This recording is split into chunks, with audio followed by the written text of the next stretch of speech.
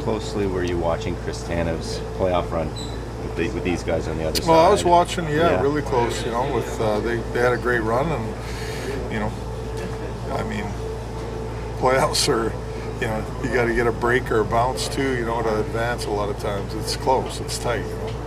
The bottom six has changed through injuries or whatever, but Steven Lawrence has been pretty consistent for you back there. Has he exceeded your expectations in terms of what you might have thought? No, I don't think so. I think coming in and watching him last year in Florida, and he is what he is. I don't think he's a big body that skates well, and he brings a lot of energy and physicality to the game. With loading up that top line, what are you looking to see, and how long do you think you're gonna let Yeah, this that's go? a good question. I mean, I threw it together last game. Like I said, I get Willie out there with those guys in game, probably every game, a few times, but I threw them together all last game. I thought they were pretty good together, created some opportunities. For me, it's with those guys all being together, don't be too fancy. You still gotta play the right way, be direct, shoot pucks, get to the net. Like I talk to these guys, you can't all be on the outside wanting the puck and trying to create space for yourself. We got to be direct still, and you got to have guys at the net. So if somebody's got the puck, the other two guys got to read off each other, and they got to be at the net. Because if they have the puck and they're skating around and doing all this stuff, and nobody's at the net, no shots are getting there. It's pretty much useless. This was Yanni Hakanpää's former team. Is there an update on him? I know you mentioned he had a Yeah, no, he's still rehabbing it. That's really all I have for you. What's your sense of what this opportunity means to Joseph now that he's going to be the guy for a Yeah, while? I mean, he's got to take the ball and run with it here, and like I said, he's played really well for us this year, and he's going to be put a little bit more in the spot now, not so much of a rotation, right? So I think he's prepared for it, and I think he wants that. Where's Myers now than from the first game in Boston? Way more confident, I think understands what's needed out of him when he's out there, what we want from him, and playing within himself and that simple brand of hockey. And, for me, he's gotten better and better, since the Boston game. How big of a difference are you noticing Ekman Larsson when he's on his right or on his left? Yeah, well, for sure. Anybody that plays their offside is going to have a little more difficult time at times for moving the puck, And you put a defenseman on his forehand and on his side, he's going to move the puck better. So, but I think he's okay. I think he's adjusted to it, and I think, like I said, he's played it in the past too. It's not like the first time for him to do this. So, but I think you're going to have little ups and downs with it for sure. That's just human nature, playing on your offside. It's just more difficult. You anxious to see if the third line can do it again? I sure am. Listen, for me, it's not even so much, I love that they scored. I want them to score, but it's the mindset that they had, in my opinion, was, Max and Robbie and Mac, they skated and they were on people, and they played fast and they played north, and they were all physical. That's really what it boils down to. They were in there, they competed on pucks, they won puck battles, they took the body, and they attacked, and they got to stay with that. And it's just about them managing the puck. We don't need you to be cute. We need you to play this way, play north, get on the forecheck, play fast, get in there, win puck battles, get to the net, So they did a real good job last game for us. Can one game change confidence levels? Or Well, do it need can. more? I think, I think guys like Max and Robbie, they're going to gain confidence from scoring goals. Yeah. That's they're scorers, right? They make plays and they score, and the confidence level should be better for sure after that. Leafs facing center crisis amid injuries, eyeing trade market for solutions. As the Toronto Maple Leafs battle through a growing injury list and a suspension, their lack of depth at the center position has become a glaring issue. According to Sportsnet's Elliot Friedman in his latest 32 Thoughts article, the Leafs are among the teams exploring trade options to bolster their lineup. This effort is coming amid increasing competition from teams like the Chicago Blackhawks and Nashville Predators, who have also set their sights on improving their center depth. Friedman didn't mince words about the Leafs' predicament. The teams currently focusing on centers, including Chicago and Nashville, must consider when others will enter the market. Toronto will undoubtedly be one of those teams, he wrote. While the Blackhawks and Predators may have an edge in terms of cap space and assets, the Leafs remain a team to watch as the season progresses. The Leafs situation is urgent, with up to 7 forwards currently unavailable due to injury or suspension. Ryan Reeves is serving a 5-game suspension, while key players like Austin Matthews, upper body, Matthew Knies, upper body, Kaje Jarnkrok, groin/sports hernia, David Kampf, lower body, Max Domi, lower body, and Max Pacioretty, lower body, are all sidelined. The team has even considered temporarily shifting Mitch Marner to the center position, highlighting the severity of their depth issues. This isn't just a short-term concern for the Leafs. Depth at center has been a persistent challenge for the team, and while stopgap solutions like Marner could help in the interim, the front office appears keen to explore longer-term fixes. For fans of the blue and white, this has been a recurring theme. The Leafs' center depth often becomes a problem at the worst possible times. James Myrtle of The Athletic recently added more fuel to the speculation, naming several potential trade targets who could help the Leafs address their issues. Among them is Ryan O'Reilly, a familiar name for Toronto fans. O'Reilly, who signed a 4-year, $18 million deal with Nashville in 2023, might be a trade candidate if the Predators' underwhelming start to the season, 6-11-3, 31st in the league, prompts a rebuild.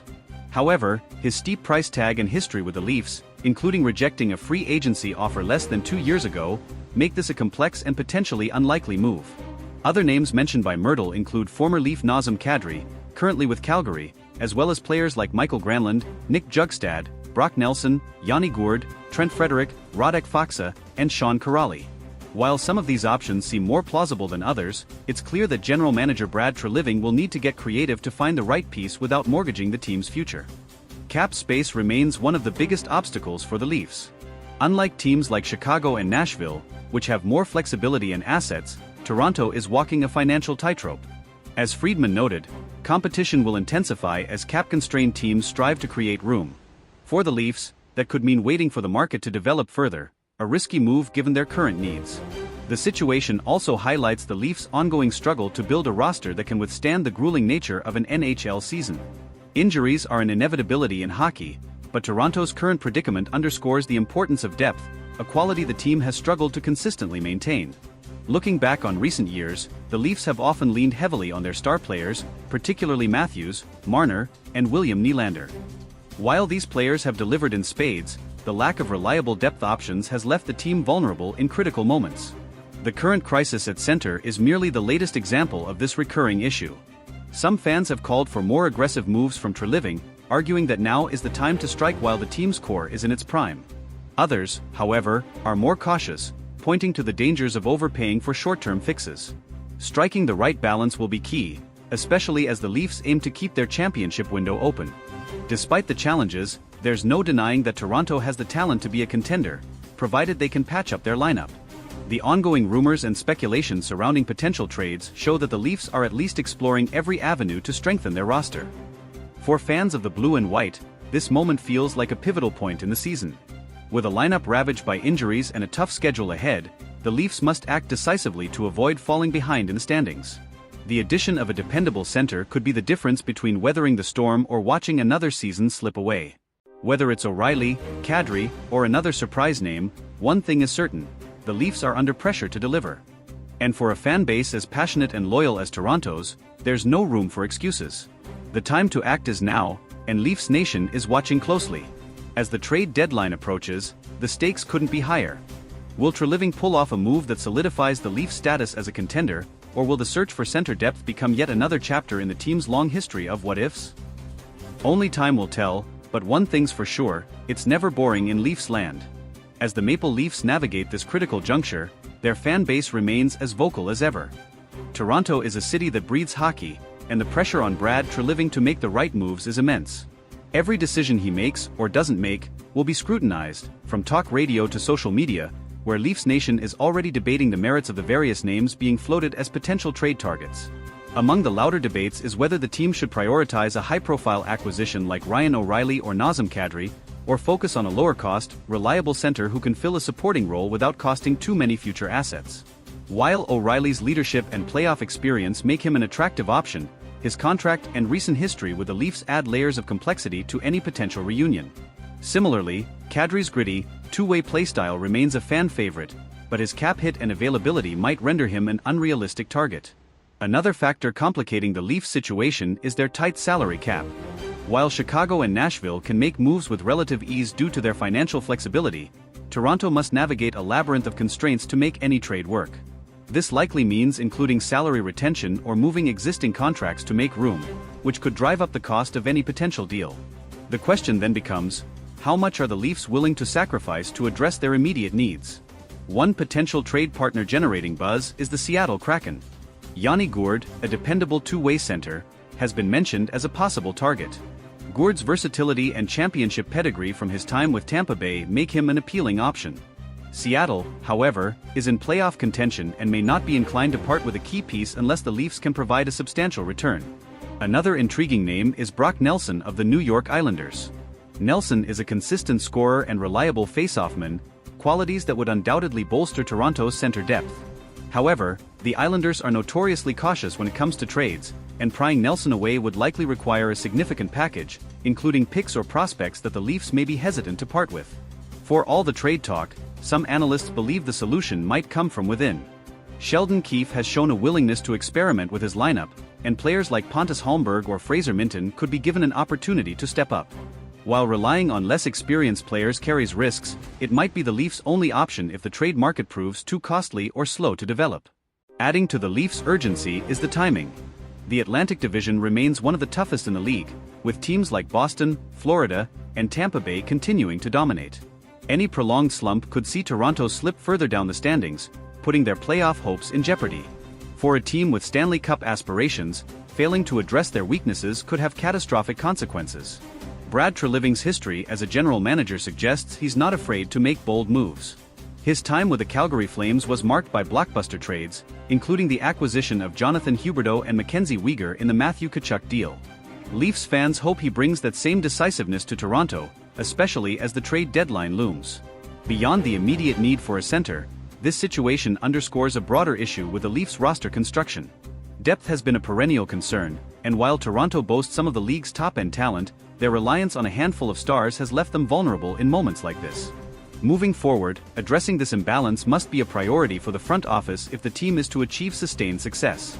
As the Leafs head into a critical stretch of the season, the next few weeks could define their trajectory.